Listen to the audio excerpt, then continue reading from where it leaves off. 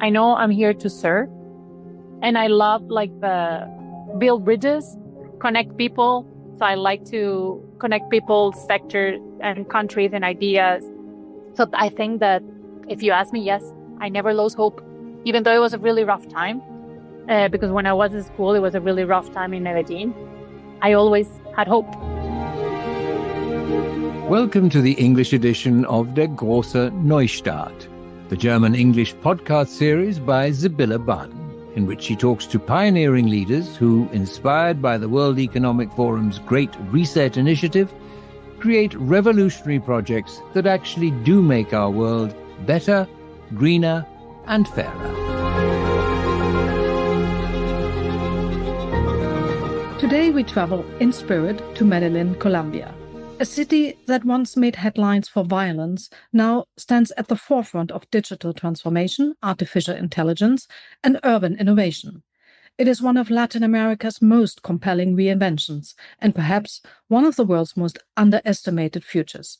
My guest is Catalina Restrepo Carvajal, who leads the Center for the Fourth Industrial Revolution, Medellín, a unique initiative developed in collaboration with the World Economic Forum and the only one of its kind in Latin America. Her work is bold, complex, and deeply human, from AI education and GovTech to the ethical design of cities and systems. In this conversation, we explore not just technology, but trust, not just innovation, but inclusion, and above all, what it takes to lead responsibly in times of fast change. A very warm welcome to you. Good morning, Catalina. What's happening in the city right now that gives you energy? First of all, thank you so much for taking the time and for this valuable invitation. I'm going to tell you that what gives us energy in Medellín today, it's the convergence of purpose, talent, and public-private vision. The city, once known for its resilience, is now internationally recognized as one of Latin America's top startups ecosystem and a rising capital for artificial intelligence and digital transformation. And that didn't happen by chance, Sibylle.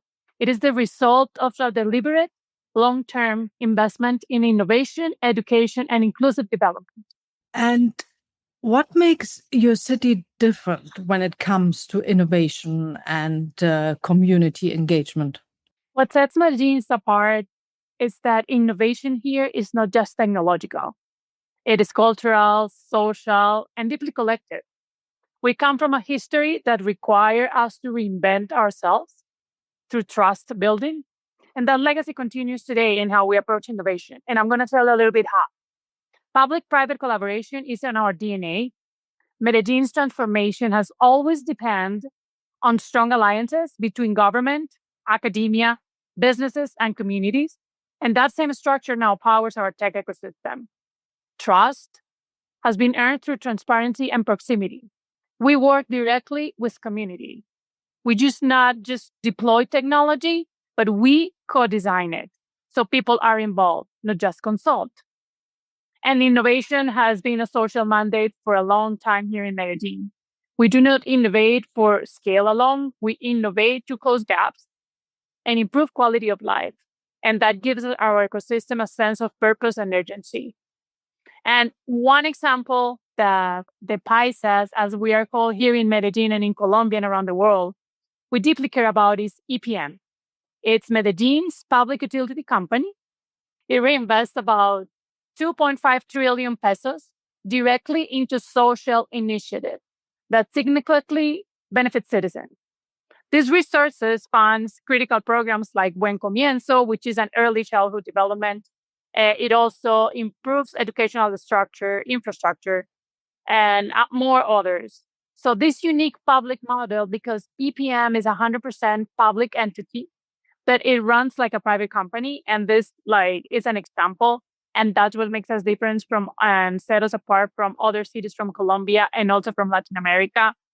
So this model ensures that profits generated from essential services are used to foster equitable growth, improve quality of life, and strengthen social cohesion across Medellín. Mm-hmm. And because you're going into that, Medellín's transformation isn't just digital. From recent reports, it's also ecological. I remember that the city's tree planting and green corridor initiatives, I think they lowered surface temperatures by up to 2 degrees. So how does the environmental innovation fit into your wider vision of urban transformation? It fits perfectly because, as you said, we just not like our transformation is not only technological. It is we innovate to better the quality of the citizens of Medellin. So that's why the green corridors have become such an important program. And it started on the first term of Major Federico in 2016 up to 2019. And now we are doing it again. So we are only not doing green corridors, but we also have the blue corridors. So that's how we innovate. And in order to do this, we use technology. So the technology complements what we do. And this is better, as you mentioned, the quality of the citizens. That also it has lowered the temperature of the city. And butterflies have come to the city. So when you go around the green corridor, you see butterflies, you see the birds. So like we're making home for the species that it was home. So we're bringing the species back. Wonderful, wonderful. Let's go into why we are here today. We want to talk about the center of the fourth industrial revolution where you are. Tell us about your mission and your work. What is it that you're doing? So C4IR Medellín actively promotes the responsible adoption and integration of artificial intelligence, fostering collaboration among the public sector, private industry, academia, and civil society. We facilitate dialogue and knowledge exchange. We support initiatives that leverage AI to drive inclusive growth, improve public services, and position Medellin as a leading city in ethical and innovative AI applications. How we do that? We have 3 work streams. One of them is education. The other one is GovTech. And the third one is urban transformation. Should we focus on urban transformation first? So tell me about it. So Medellin is one of the world's most compelling examples of urban transformation. Just a few decades ago, Seville, it was known globally for violence, and no one wanted to come to visit Medellin. Today, it's a vibrant, forward-looking city that people from all around the world is curious to discover. Everybody is coming to Medellin to see how Medellin became an epicenter of culture, innovation, and civic trust. If you see now, we have like most the well-known singers around the world are here from Medellin. We have Karol G, we have Maluma, we have J Balvin, we have Sebastian Yatra. All the reggaeton singers are from here. And now we're exporting the talent. We also have great people that exports. So now it's a place also where cable cars, the ones that you guys use in Europe to go skiing, we use it to connect the hillside neighborhoods. We use libraries to serve as a hubs of community life. And it's a place where public-private collaboration drives inclusive development. So in recognition of this extraordinary journey and transformation, Medellin was awarded the Lee Kuan Yew World City Prize, which is one of the most prestigious honors for urban excellence. And as we often say in Medellin, Seville, here the mountains make you believe that the sky is not too far away. So the history has changed. Why we now focus on the intersection of artificial intelligence and urban transformation. And AI is giving us powerful tools to address our city's issues and opportunities because we have come a long way. We're doing things right, but we have a lot of work to do. So, and AI will help us do better our job if we only apply it ethically, inclusively, and with a deep civic understanding. When you mentioned also education, can you talk about the educational transformation? Of course. We believe, and I personally believe, Sibyl, that human talent is the heart of every transformation. So a civic education strategy to democratize knowledge about artificial intelligence and digital tools across all levels of society, from students to public officials, from kids to elders, and from hairdressers to CEOs. So, and here in Latin America, we have a huge challenge because we have a lot of gaps in digital, also structural gaps, and also infrastructural gaps. So the digital divides in Latin America are very deep. So as AI is rapidly integrated into public and private systems, it is essential that citizens understand how it works and how to engage critically and constructively. We are starting it started Monday, education project where we are educating our young from public schools, 9th, 10th, and 11th grade, and digital skills. But we are not only educating them, but we are preparing them for the workforce. And depending on the grade they are developing challenges and projects that Medellin has. So when they graduate, we can analyze them and see how we can integrate them into the work that we do. Mm. And in that integration, how do you balance the technology and keep the communities inside and make them trust you? When you take consensus and you make a consensus in taking decision, and you just not innovate for the sake of it, but you consult the community and then you understand their need, that's how we build trust. So if you know what they need, if you know what you can give, and then you have a common point and you have a common purpose, then you find trust. And then you can go ahead and do the job. Mm-hmm. And is your center right in the middle of the city, or how many people work there? How does it work? We are located at the north of the city of Medellin. We are hosted by Rutain. Rutain, it's an entity that was born 16 years ago. And it was born because at the heart of the transformation of Medellin, when public, private, and academia came together, thought and saw the need to have an entity that will be the epicenter of local innovation. So we are located, and that's the host entity. That's where we work. That's our office. We have right now 6 people on the team, and each of them are focused on the lines of work streams that I told you. And other ones is communications, like they have 2 transversal team members. And then why are we located in Rutan? It's because where innovation happens. That's the hub of innovation of Medellin. That's the hub of the innovation of Colombia. And we are well known as a corporation in Latin America. And now we export our knowledge, and we also import good practices from the world to better our jobs. So it's on the north of the city, and we are surrounded by University of Antioquia, the Botanical Garden, El Parque Explora, some hospitals.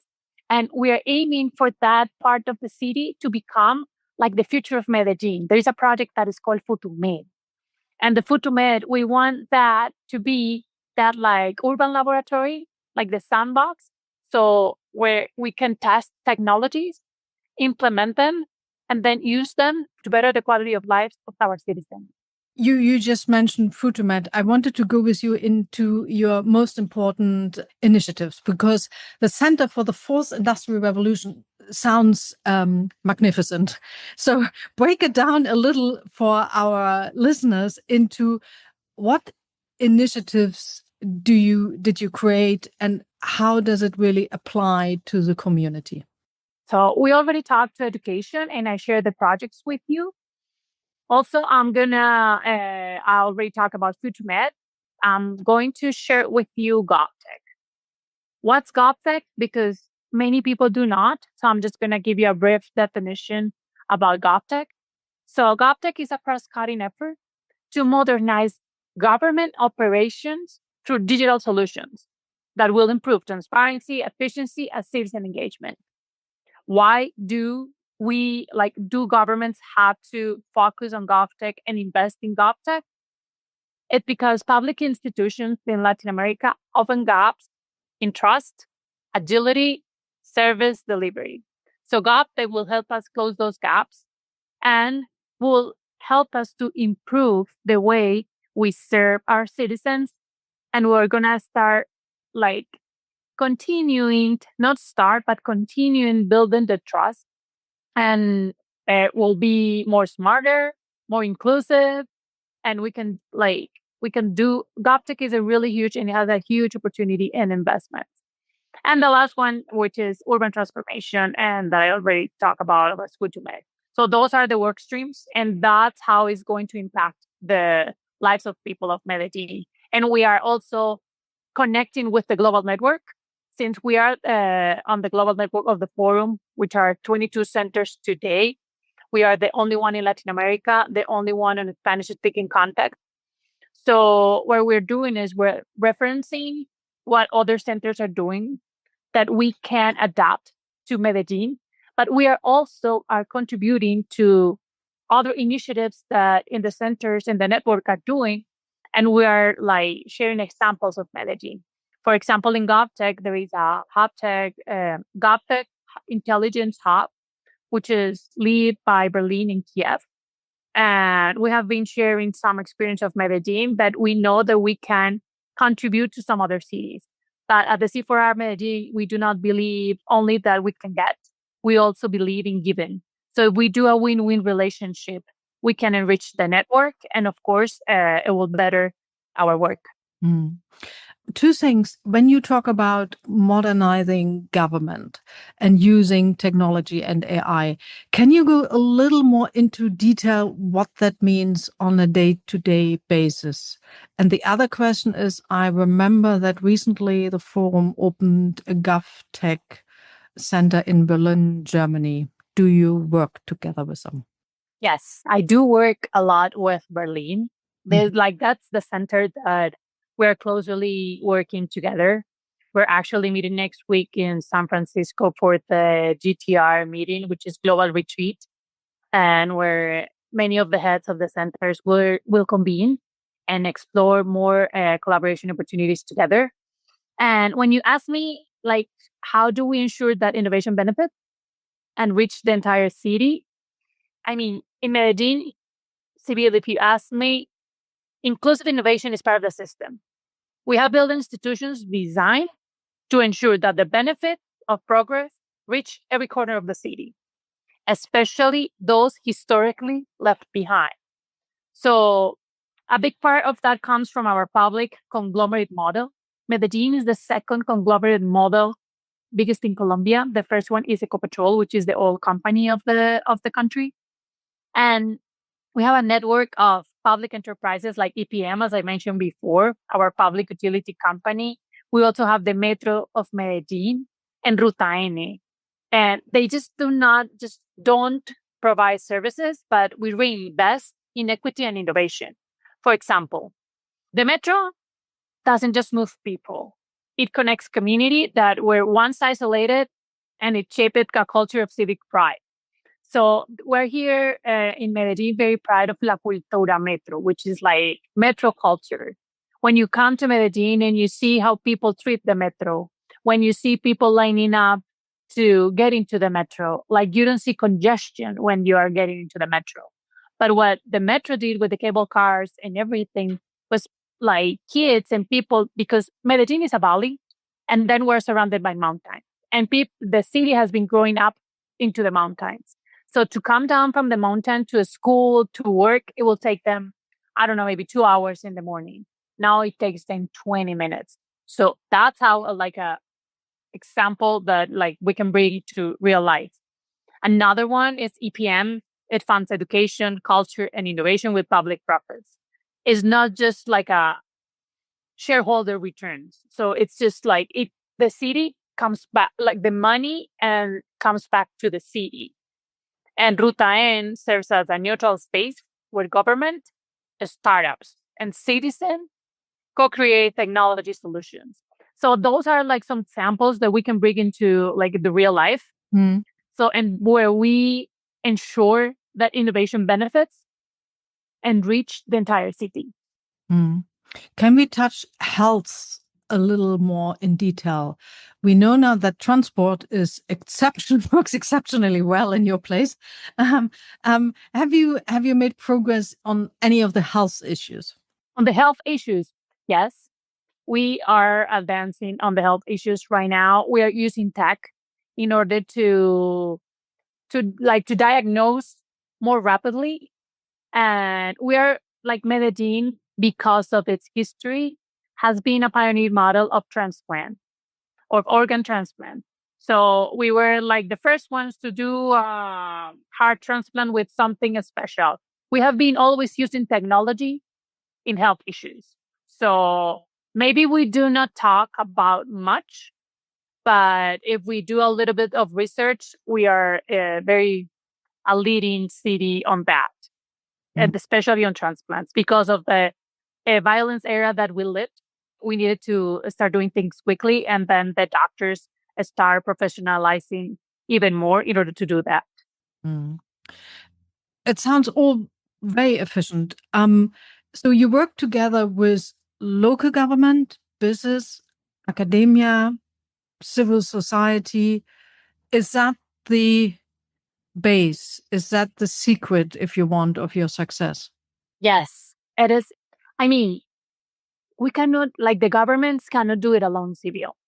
So it's like you had a word, it's like have Medellin crack the code.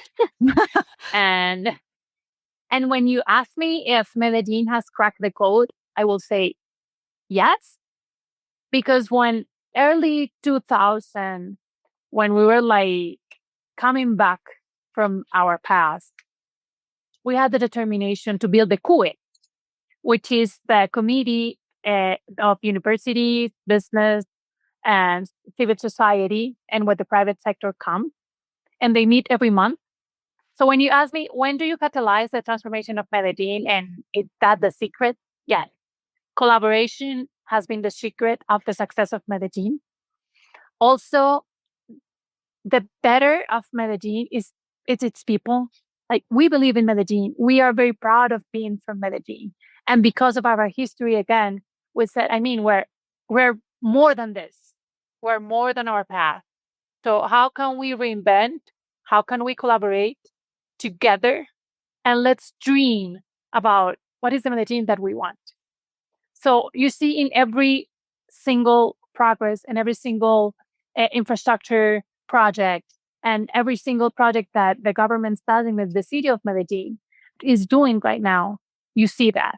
You see the hope and you see that collaboration. And it's very nice when you go to the CUE. Some of the colleagues from the World Economic Forum had the chance to participate on a CUE meeting. We meet every month, every Friday, the first Friday of every month. We meet in Rutain. We convene in Rutain, and we just like share what are we going to do. We have a talent work table. We have a economic development work table, and I think that's the key. That's like the secret, if we can call it a secret. But I think that's how Medellin has cracked the code. And you can see the difference between other cities that do not collaborate on this, like on this strata. You see the difference. Mm. When you sit there with all the stakeholders of this wonderful city there at the table and you start the collaboration, what is, according to you, the key to establish trust, the key for making progress? The CUE started as a space for a dialogue and develop ideas, but it has been evolving. So I think one of the keys, and what you're asking me, is that it has evolved depending on the needs of the city. So the CUE has been becoming a permanent mechanism for strategic coordination. Is an open dialogue where many of the stakeholders of the city can share their ideas and come to a common purpose.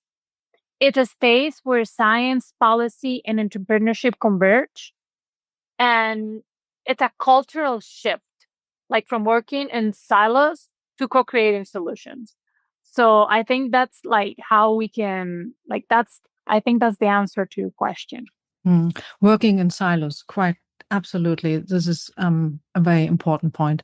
So how did you get the different groups into one room? Were they all willing? Was it easy, or how did it work? If like I was actually, when I was like preparing and going through print for this podcast, I had the honor to talk with the person that like is a very well-known businessman here in Medellin. And I asked him, how was it when like you came with the idea And was it easy? The same question that you just asked me. And the answer was like, definitely it was really easy because we knew that we were better than what we had and that we deserve a better city. And they just had determination and say, okay, you know what? We're just going to have to come together and do it. So it was like willingness, a decision, and I don't think it was thought about it. So, and that's one thing that like it resonates with us. Like here in Medellin, we have a saying that is, hacemos que las cosas pasen. We make things happen. So like we are very perseverant. We're very resilient. And I think that's one characteristic that the Paisas have. We make things happen. Yeah, very interesting. Can you share a story where this collaboration really made a difference? Another story, like as Yes. I said, Rutain. No, I'm just thinking, like I already told you about Rutain, which is like a huge milestone in our transformation. Also the metro. Let's don't go so far. Hosting C4IR Medellín. Last year, when the major decided we want to have the center in Medellín, we need the World Economic Forum to come to Medellín because we had to advance. We had to be better for our people. So it was a political will. It was a decision. Let's do it. And when the center came back to Medellín, that's synonym of trust, Civil. So that's another example very close to my heart and very close to yours, that having a C4IR in Medellín, that's another example of how the public, private, academia, and civil society come together and make a decision that will better the quality of lives of the citizens of Medellín. How well is technology and AI received in Colombia? Actually, it's very well received, but it's half-half. Many people don't know what is it. Like when I talked to when I was appointed for this role, my mom and my dad, they are elderly people. They asked me, Hija, what are you going to do for work? And I was trying to explain this, Civil. It was so hard because they don't know. It's like, what is ChatGPT? What is Gemini? What is artificial intelligence? How come you talk to a machine and they will give you answers? Yeah. And like my dad is 84, I was like, no, he doesn't even have a smartphone. I think he started using a smartphone when my brother and I moved away, but he doesn't have one. My mom is the one that has it.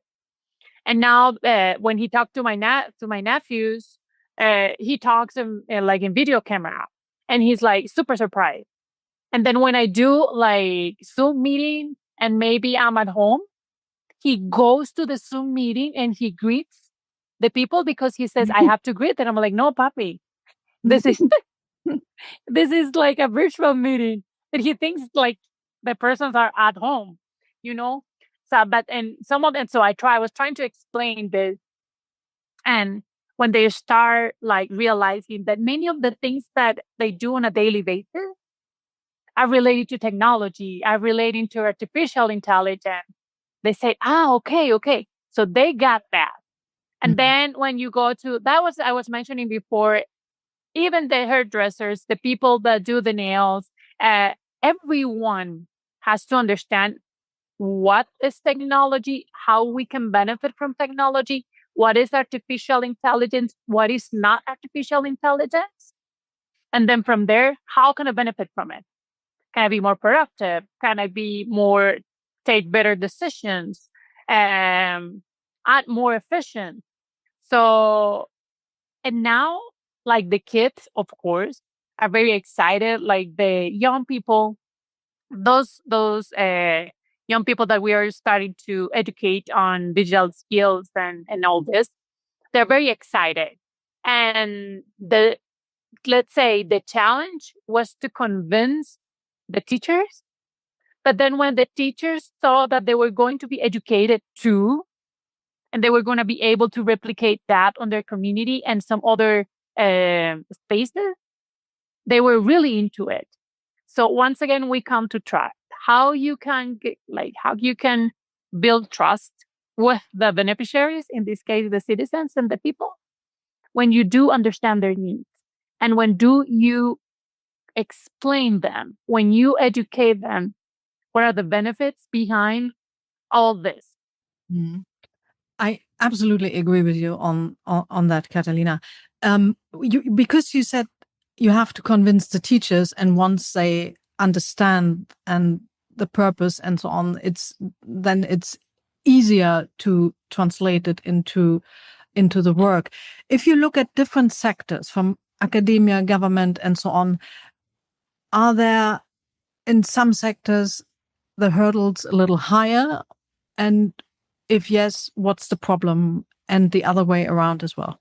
I say convince, but it was just like work with them so they could understand how this will benefit their work, their daily work, that this was not take like technology, because many people is really concerned about like why technology, how can benefit them, or is this technology going to take my job?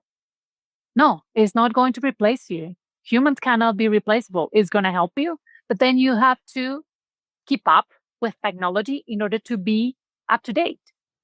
So it was more like that than just like it wasn't a hazard to do it.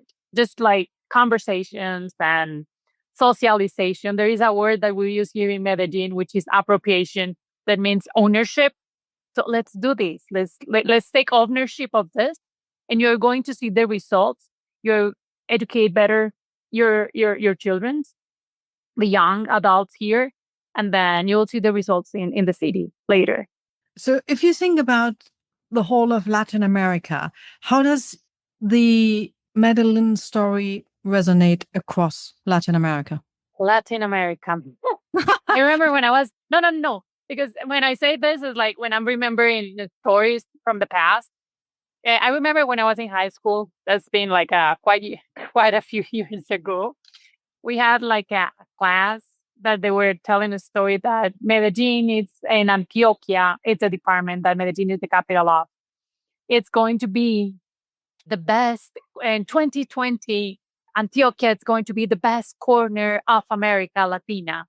And yeah, and we have been the best corner so far. So I think we lead as an example because we have transformed from the city that no one wanted to come, that many people want to come to discover. And we also show the cities that cities can evolve and lead global conversation on innovation, not by copying model, but creating their own. And that means is just, you cannot copy paste. Berlin, Medellin, they're very different cities. But how can we learn from Berlin and adapt the great experience of Berlin into Medellin? Because they're having results. So how can we adapt? So, and our story resonates a lot in Latin America, Sibyl, because we have turned adversity into purpose and building a trust-based collaboration and tech with equity at the core from AI in public. So it's like, once again, we are like human centered, and we at the C4IR are like our clients are the citizens. It doesn't matter who you are, what you do. Like, we are a center for the people. And that resonated a lot with the forum colleagues, because they say, you are the only center that you tell me that you are for the people. It's like, yeah, because I'm here because of the people and because of the people of Medellin. So that's why I think it makes us unique within the network, and it resonates with Latin America and some other cities. And what we want to do with the center being the only one in Latin America, it's that if we do a project that we see like great results, we want other cities in Latin America to replicate the project. So we're from Medellin, but we can replicate everything we do that we see a good impact, because we're in trial error, we have been around for 6 months. But if we have one like champion project, we want that project to be replicated, not only in Colombia, but also in Latin America. Because you talk about replication, I think that's an important point. How do you replicate? Are you going actively to other countries? Do they come to you? What are the most urgent issues? And what exactly, if you look around now of all the projects you do, what could work best to be replicated? Education. Like, we have a huge challenge in education here in Colombia, here in Medellin. And education is as I told you before, is the heart of every transformation. So I think education can be replicated easily. And if we have like this project that does started with the 9th, 10th, and 11th grade kids, we can replicate this one. We're also starting a education program with a multinational. It's a multinational here, but it's a very well-known company around the world. And we're starting, I cannot say the name because we haven't signed the agreement yet, but it's going to be coming out soon. I will share with you the news. And that can be easily replicated because this company is everywhere in Latin America. So education, I think, that will be the easiest one to replicate, but we're already replicating the urban transformation model. I think we can do that. And GovTech, we can also not only replicate, but also learn. Like Brazil has done a lot of work in GovTech. And then we're leading here in Medellin in GovTech. So that one can be replicated. But the easiest one will be education, 100%. Mm-hmm. When you mentioned that the Center for the Fourth Industrial Revolution, we have now 21 centers all over the world. And I noticed that Rwanda made also huge progress. We have them in India, China. When you talk to them, what are the key issues? Do you have key issues that you have in common, or do they all have different directions? Because we have such a different context in every place that we are. And we are so different, but we also have a common challenge. One that I have found, once again, is education. Because, like, if you see the Malaysia one, has had AI literacy program that educated, I don't know, like 1 million people in basic AI. And I'm trying to bring that program here too, with the collaboration of the C4IR, because we have found out that many people doesn't know what is it and what is not, and how can we benefit from it. So that's a common thing that we have found. Also, we also have found that regulatory issues are not as easy as they might appeal. So it's like, okay, so you have done this, like many conversations that I have had with the Berlin Center. It's like, okay, you have done this in GovTech. I mean, you are Europe, you are the European Union. We are Colombia, Medellin, Latin America. How can we do this? So it's like how we can like shorten the journey and adapt it to the cities. But even though we have a very different context, we are in a very different environment, we have the same issues. And we also have like the same purpose and objective. It's just to better serve the citizens. How can we help the city or the country to grow? And how we can like do better to collaborate and make a better world. Catalina, I'm quite grateful that you mentioned the core idea of why the forum was built by Klaus Schwab many decades ago, make a better world. And when I prepared for our conversation, I reread his really visionary book about the fourth industrial revolution, which he, of course, had written almost 10 years ago. And he called for a new kind of global collaboration around emerging technologies, which nobody had talked about that before. So out of this vision, the forum launched its first center in your neighborhood in San Francisco. And now there are more than 21 centers worldwide, from Rwanda and India to Germany, China, and of course, Colombia. How does your center in Medellin reflect the original spirit of the fourth industrial revolution? Sibyl, when you stayed in a room or when you hear that the fourth industrial revolution, you feel overwhelmed because it's like, what is that? How do I eat that? How do I work with that? So, but it's like, okay, so how can we just like make this more relatable to an everyday life? Because I remember the first time, like the fourth industrial revolution, are we already on the fourth one? How come? I mean, because we used to like the first one, the second one, and the third, and from now on the fourth, and now they're talking about the fifth. But what I believe is that it's more human. It's just more, once again, let's go back to the people. It's not that overwhelming. It's how can technology can better our lives, our daily life.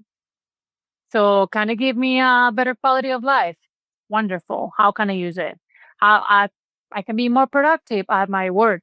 Great. I can be more productive when I go to school. Wonderful. How is this going to better my relationships? Okay, so now we can communicate every day. Before we couldn't. Well, like we could communicate, but not every day because we needed to write letters and everything. So it's going back. And what I do and when I try to do, it's just like remember that we're like people, and let's try to bring it to like the real lives, to examples of the real lives. How open is the Colombian government, and I'm just meaning now government, to the whole development of new technologies? I mean, in 2019, for example, Colombia, one of the pioneer countries in Latin America to have regulatory policy in emerging technologies in AI. So I think we're open, and it's just a matter that like, it is just like if you get on the train, if you get behind. So now the world is rolling on technologies and emerging technologies. One challenge that everyone has, and one of the focus at the center and one of the mandates of the major is to do it responsible, ethically, and with purpose. And Catalina, coming back to you, why are you there? Because from your development, I saw that you worked across continents and systems and sectors, but now you're there, you're heading the center. Why? Hi, CV. My love for Medellín runs deep. As Medellín is so much of who I am, and I owe to the city. So working for Medellín has been one of the most meaningful and rewarding experiences of my life. And this is the second time that I had the chance to work for Medellín. So it's the city where I grew up, where my family and dearest friends are. So, I mean, it's everything about the love that I have for the city. And that's why I'm here. When you think of the time when you went to school and now, did you think your city would evolve like that? Yes, because I always knew, and this comes from my parents, especially from my mom. It's like, we're better than this, and we deserve a better city than this. So, but I never thought I will enroll or do my professional career in the public sector, because I always wanted to be a business administrator, which I studied international business. So that check. But I thought I was going to work for like a huge company, a multinational company. And then I started working for a bank. I remember my first job was a Wells Fargo bank in the US. And thank God, people like finances and Excel. So that's not me. And I figured out very quickly that numbers were not for me. And then like life and destiny, if you could say, took me when I came back from the US to Colombia to start working on the public sector. And then I started like working on international cooperation and all that. And I found my purpose because like, I mean, I know I'm here to serve, and I love like build bridges, connect people. So I like to connect people, sectors and countries and ideas. So I think that if you ask me, yes, I never lost hope, even though it was a really rough time. Because when I was in school, it was a really rough time in Medellín. I always had hope. Mm. And what does the city has taught you personally about resilience? I have a good idea. I have a very personal experience of resilience, but Medellin has taught me and reminded me that real changes take time. That real changes takes trust and collective effort. You cannot do it on your own. If you like, yeah, you can do it on your own, but you want to do bigger and better, let's do it together. Let's collaborate. So the city has gone through a profound challenges, but it never gave up. So it has also taught me to not give up and to listen, to learn and build again, because you can tell down. I don't know how many times, but you always have to stand up and go back, and maybe not go back to the things how they were, but to create something better. So, and that's like my mantra, if you say. I believe in collaboration. I believe in public value and in the power of the community. So I do believe in collaboration and everything. So Medellin has taught me a lot. Mm. If you look at other cities trying to become innovation hubs, for example, what would be your message to them? One, I would do advise to collaborate, work together, get together, find a common purpose, and build from there. Because if everyone starts like thinking, I have the better idea, and they go like on their own, it's gonna take more time. If collaborating takes time, if you do it on your own, it's gonna take more time. So I think collaboration is the key, and trust, and building trust. Because you mentioned that if you do it on your own, it's just not working. So how do you ensure inclusiveness actually in an AI-driven transformation? Once again, we go back to conversation. Communication, it's very important. Communication, being inclusive, build institutions or work and design institutions to ensure that the benefits of progress reach every corner of the city. And passion, a lot of work, and believing in yourself and what you're doing, and believe in that you're doing it with a purpose, and that it's a common purpose. And I will be inclusion is key, communication is key, and respect is key. And I think probably also honesty about what AI can lead to if we are not careful. So how do you bridge that? This doing good for the community and having all these benefits, but also looking at it with open eyes. I mean, once again, go back to inclusiveness in AI. It's making it a priority from the start. Education. What is it? What is not? And just like make awareness of people, because like use it responsible and use it with, as I was saying before, ethically and with a purpose. So, and what we do in Medellin and what we try to do every day is to use AI to solve public challenges that matter. So access to education. So if we educate, people see us, so they're going to see, okay, I get it. So that's education. Mobility, because that's inclusion. When you get public services to the people, it's when you feel included. And when you feel included, you perform better in a community. And we choose projects where technology can close gaps, not widen them.